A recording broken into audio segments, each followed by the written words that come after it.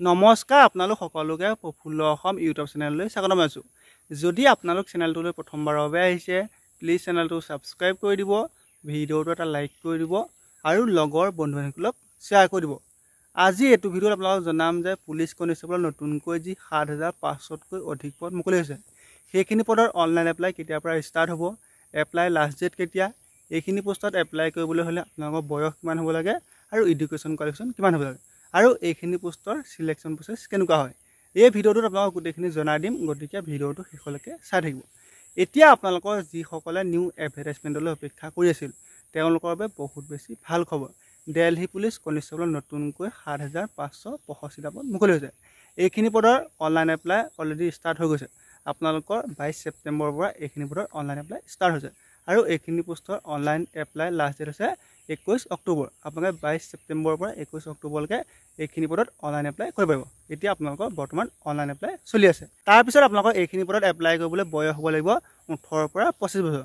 তাৰ পৰা আপোনালোকৰ যিসকল ST SC কেণ্ডিডেট আছে তেওঁলোকে 5 বছৰ, OBC সকলে 3 বছৰ আৰু এক্স ছাৰ্ভিচমেন কেণ্ডিডেটে 10 বছৰ এজ চিলেকশ্যন হ'ব। আপোনালোকৰ বয়সটো হৈছে ১৮ পৰা ২৫ বছৰ, ST SC সকলে 5 বছৰ, OBC সকলে 3 বছৰ আৰু এক্স ছাৰ্ভিচমেন কেণ্ডিডেটে 10 বছৰ এজ চিলেকশ্যন হ'ব। তাৰপিছত আপোনালোকৰ এইখিনি পোষ্টত এপ্লাই কৰিবলৈ আপোনালোকৰ যিটো এডুকেশ্যন কোৱালিফিকেশ্যন সেইটো হ'ব লাগে মাত্ৰ হাই ছেকেণ্ডেৰী পাছ। আপোনালোকে আৰ্টছ, ছায়েন্স, কমাৰ্চ যিকোনো এটা ষ্ট্ৰীমৰ পৰা যদি হাই ছেকেণ্ডেৰী পাছ কৰিছে আপোনালোকৰ কোনো ধৰণৰ পাৰ্চেণ্টেজৰ কথা নাই।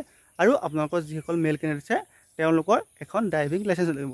আপোনালোকৰ যদি মটৰ চাইকেলৰ যদি ড্ৰাইভিং লাইচেঞ্চ থাকে তেন্তে হৈ যাব, নাইবা আপোনাৰ LMV আছে নাইবা HMV আছে, আপোনালোকৰ যিকোনো এখন ড্ৰাইভিং লাইচেঞ্চ আৰু আপুনি যদি হাই ছেকেণ্ডেৰী পাছ কৰিছে তেন্তে আপোনালোকে এইখিনি পোষ্টত এপ্লাই কৰিব পাৰিব। আৰু যিসকল ফিমেল কেণ্ডিডেট আছে তেওঁলোকে চিম্পুল হাই ছেকেণ্ডেৰী পাছ কৰিলে এইখিনি পোষ্টত এপ্লাই কৰিব পাৰিব। আপোনালোকৰ তাত কোনো ধৰণৰ পাৰ্চেণ্টেজৰ কথা নাই। এতিয়া আপোনালোকৰ নতুনকৈ যি ৭৫৬৫টা পদ মুকলি কৰিছে তাত আপোনালোকৰ বিভিন্ন ভাগত ভাগ কৰি দিছে। এতিয়া আপোনালোকৰ কনষ্টেবল মেল কেণ্ডিডেটৰ বাবে টোটেল পোষ্ট আছে ৪,৪০৮টা।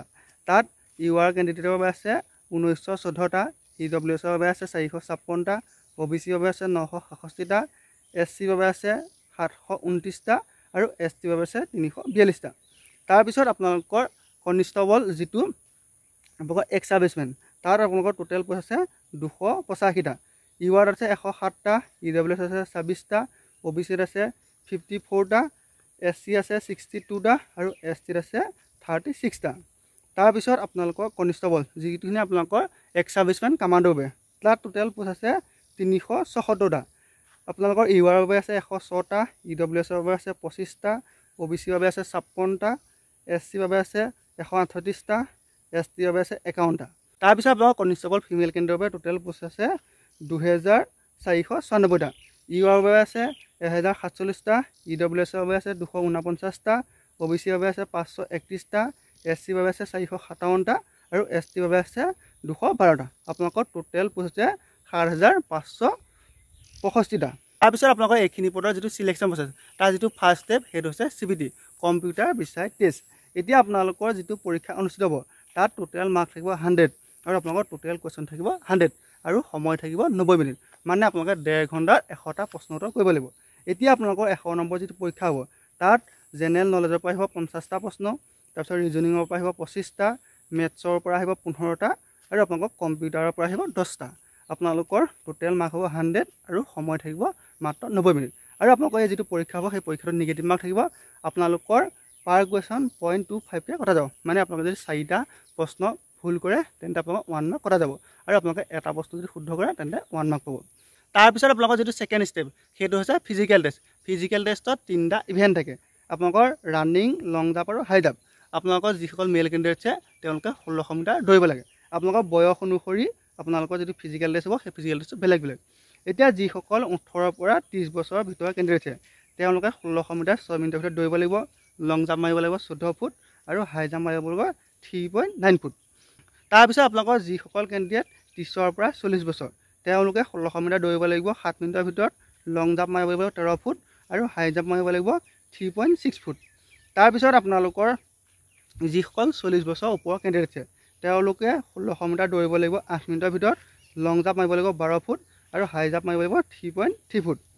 তাৰপিছত আপোনালোকৰ যিসকল ফিমেল কেণ্ডিডেট আছে আপোনালোকৰ যিসকল 18 পৰা 30 বছৰৰ কেণ্ডিডেট আছে তেওঁলোকে 1600 মিটাৰ দৌৰিব লাগিব 8 মিনিটত আৰু লং জাম্প মাৰিব লাগিব 10 ফুট, তাৰপিছত হাই জাম্প মাৰিব লাগিব 3.9 ফুট। তাৰপিছত আপোনালোকৰ যিসকল 30ৰ পৰা 40 বছৰ ফিমেল কেণ্ডিডেট আছে তেওঁলোকে 1600 মিটাৰ দৌৰিব লাগিব 9 মিনিটৰ ভিতৰত। আপোনালোকৰ লং জাম্প মাৰিব 9 ফুট। তাৰপিছত আপোনালোকৰ যিসকল 40 বছৰ ওপৰ ফিমেল কেণ্ডিডেট আছে তেওঁলোকে 1600 মিটাৰ দৌৰিব লাগিব 10 মিনিটৰ ভিতৰত আৰু লং জাম্প মাৰিব লাগিব 8 ফুট। তাৰপিছত আপোনালোকৰ হ'ব মেডিকেল এক্সামিনেশ্যন আৰু ডকুমেণ্ট ভেৰিফিকেশ্যন। এতিয়া আপোনালোকৰ যিসকলে দিল্লী পুলিচ কনষ্টেবলৰ নতুন এডভাৰটাইজমেণ্টৰ বাবে অপেক্ষা কৰি আছিল তেওঁলোকৰ বাবে বহুত বেছি ভাল খবৰ। দিল্লী পুলিচ কনষ্টেবলত নতুনকৈ 7565 পদ খুলিছে। এইটো আপোনালোকৰ টেণ্টেটিভ ভেকেঞ্চি, আপোনালোকৰ ইয়াতকৈ পদ বাঢ়িব।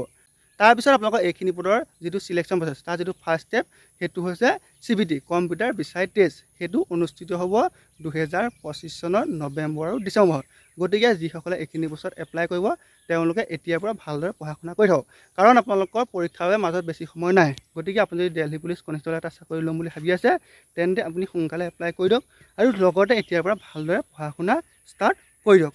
ধন্যবাদ।